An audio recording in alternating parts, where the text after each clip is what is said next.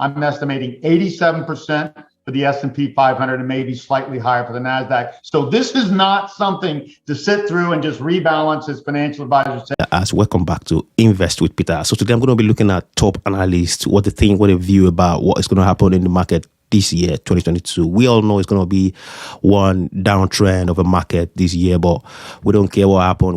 We make money during the bear market and during the bull market. So I'll be showing you what they think and their views. But before then, I will say, if you've not subscribed, please kindly do that now. Put your comment down below and like this channel. So let's look at Michael Pinto, what he has to say. 6.8%. Just to get to zero. So the idea that the Fed is going to sit there and has the luxury to, okay, we're going to raise maybe an increment 25 basis points here, and maybe you will wait a few months and do it again. No, that's not going to happen. The Fed must aggressively, this is not Michael Pinto's take. This is the take of the FOMC. They're going to aggressively wind down QE earlier. And why? Because the whole FOMC committee, every voting member wants the same thing. The flexibility to start raising rates immediately, right away, which I believe they will raise rates 3 times next year. And that would normally be a problem. All I just mentioned would be a big problem. But it's an extra problem given the fact that we have the most overvalued stock market in history by a humongous amount. You know, what I think about this market is we're all going to see what's going to happen, play out before our eyes in a couple of months. You know, March is going to be the most important month that we need to look at because the rate is going to definitely be raised. The first one is going to be around March. But anyway, before I put out my feelings out there, let's listen to, Lobo Tiger.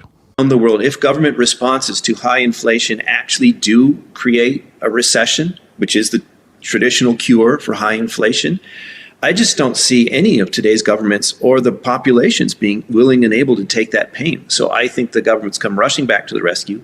They do a U-turn on their policy, and they put more gasoline on the fire. So what I'm saying is I do expect inflation to go much higher, but I can see it correcting, or I can see it rolling over first and then going higher. Okay, so what about interest rates then? Can they raise, they being the Fed, can the Fed raise rates 3 times as the dot plots have last predicted? Well, remember the dots are changing. We're getting some new Fed members, so I'm not sure how much weight to put in that dot plot. And if it's 3 times, but they're 0.25 increases, that's peanuts compared to where they need to be. So I don't think that's highly meaningful. What things to watch out for is, do the rate hikes come forward? Are they bigger than expected? Did they do a 0.5 at once or bigger because of persistent high inflation? That would really shock things. And if the market can deal with a 0.5 or 0.75 rate hike all at once, I will be very surprised. That's a forward-looking statement for you in the audience there, David. Well, how what he said. Well, he just believed that, he expect inflations to go up before it actually, affect the market and just like before the market reverse. But honestly, most people are confused now. They don't even understand how they want to play the game. I always tell people, inflation edge companies are out there. If only you can look, oil and gas, the boring stocks, the boring companies, the low PE ratio companies, they're the one out there to save you all from all this hassle. But anyway, I'm not going to say much. I'm just going to go to the next one, the next analyst, which I believe is going to probably, he has a different view about all this, but he believes, I don't want to tell you what he said, but listen to this. Right where this consensus is, as you know. No, and so you had the stock call right. You predicted it would reach new highs. We certainly got that last year. This year, you're predicting a 10% correction. Is that what we're experiencing right now? We're about, 3% or so off the highs on the S&P?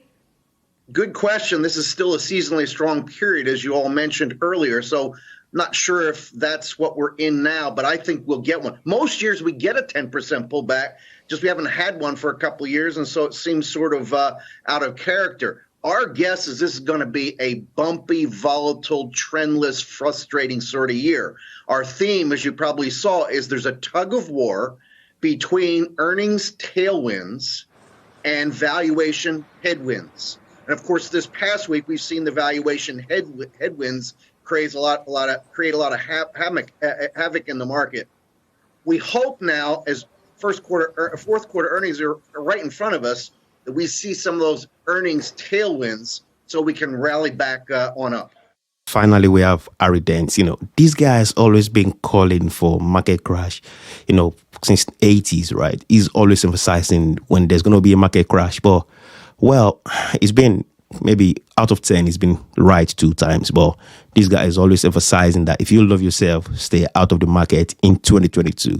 Well, I don't want to say what he mentioned, but I want you to listen to this. Term top. That's why I'm saying it's likely now, but there is no way to tell this until it happens. But I am warning people with unbelievable analysis and history of every bubble, major bubble in the last 150 years, that first crash will be 40 to 55% so fast you will not see it. So if you wait to see if I'm right and take that risk, you are going to be hit very, very hard. And history is very clear about that. No exceptions to that.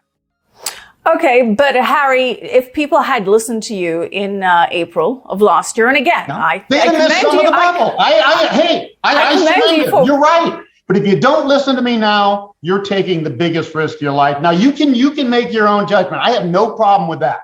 This is the hardest damn thing a person can possibly do is fight a bubble, which every central bank is so committed to keep going that they will print $5 trillion. Yeah, $5 trillion has been printed just since COVID by the Federal Reserve. That's what I'm fighting. But I'm telling you, if you think you can keep printing exponentially more money and keep a bubble going forever, then you have not studied history and you're the insane one. So I'm standing by my forecast. Yes, I'd rather be early than late. What did I just say? First crash could be as high as 55% in 2 to 3 months. That's what we're looking at. You want another 5%? 10%, maybe I'm early, fine. If you risk that and you're wrong, you could be down 50% before you know it. That's you suggested right. Then, but I hear your point. Look, it's very hard to time the market.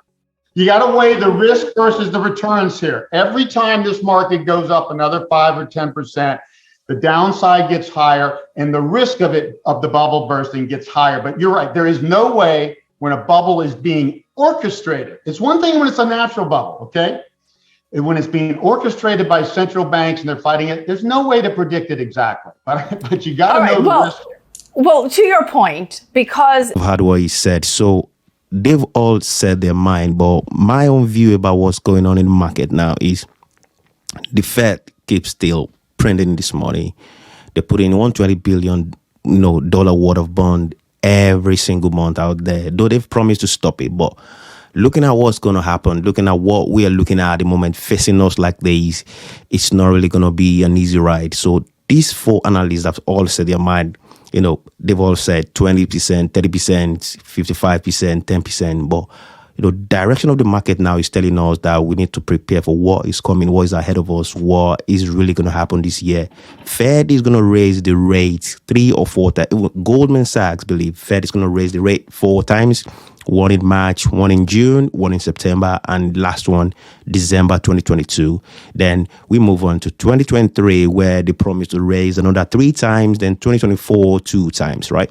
But Fed keep printing money and boosting the fake economy that is, keeping the market abate of this crisis that is looming ahead of us. So what I believe is, and also remember, Omicron, variant is still out there. The threat is still out there, but people are looking away from this Corona Omicron crisis now. They're looking at the market thinks, well, it's no threat.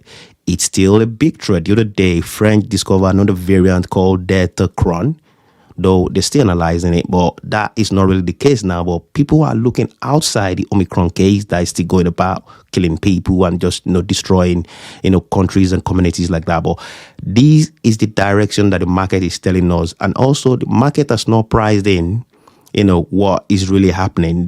Market is just going along with what is happening presently. They still believe the Fed can change their mind at some point and just like, okay, we're going to keep boosting the market. But for how long will this happen? For how long will they keep boosting the fake economy? That's what I call it. Inflation is out there, inflation now is over 6% in United States. And guess what? If they can't bring it down, analysts are looking at if the Fed can bring down the inflation to a minimum level of 2 or 3%, that'll probably help the market. But if not, it's not going to end well in the market. So people are just, but the investors, the big institutions, they've been taking their money out of tech in those tech sectors and all that. But we retail investor, they call us dump money.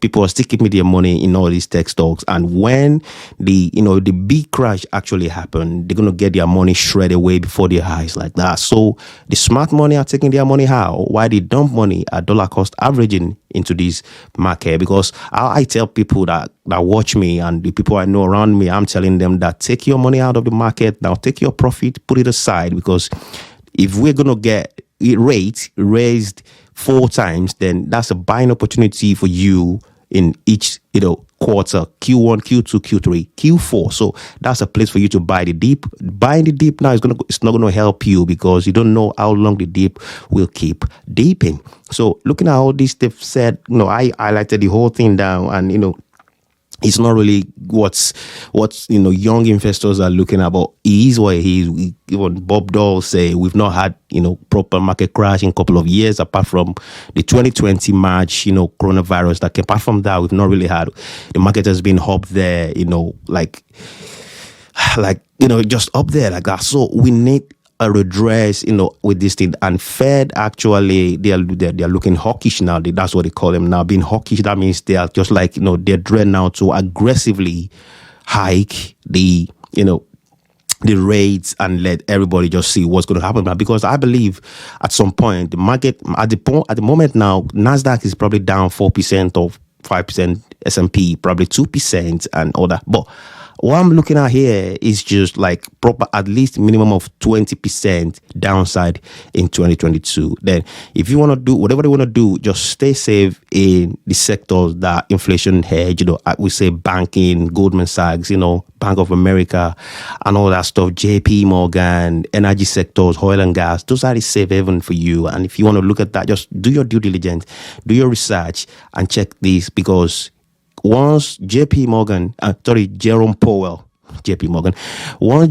come out, he's coming out on 25th and 26th of January to explain and to show us again. That's when market's going to be watching closely. So mark that date, January 25, 26, mark that date and write it down in your diary. That's when things are going to start going sideways. So if I were you, I'll be putting money there to take the advantage of what market is going to do on that particular day. Well, I don't want to bore you. I've taken much of your time, but thank you for watching me. I remain Peter Ads. I'll see you next one.